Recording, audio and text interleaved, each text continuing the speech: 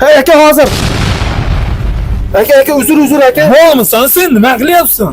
Befarosat.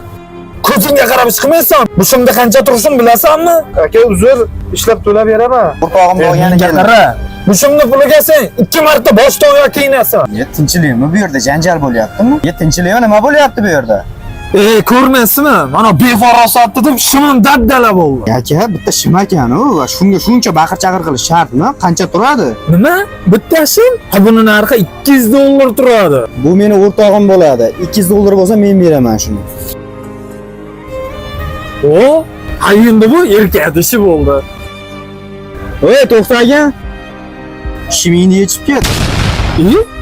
Nega hayron bo'lyapsan? Shimingga 200 dollar dedingmi? 200 dollar berdimmi? Shim meniki. Shu yerda turib 200 dollar naqd sanadimmi? Sen ham shu yerda yechasan shimni. Aka, meni bunaqa xijolatga qo'ymang aka, ko'chada qanday yuraman shimsiz?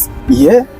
Senda ham oriyat bormi? Hozir shu yerda oilasini boqish uchun halol mehnat qilayotgan erkakni hammani oldida oyoq osti qilishga uyalmading-ku, yuzing chidaydi. Sen shimsiz yurishga ham yuzing chidaydi, yechib ket. Qalay bo'pti birovni haqorat qilish?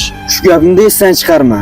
Erkak erkakni kamsitmaydi. Kamsitadigan erkak erkak bo'lmaydi.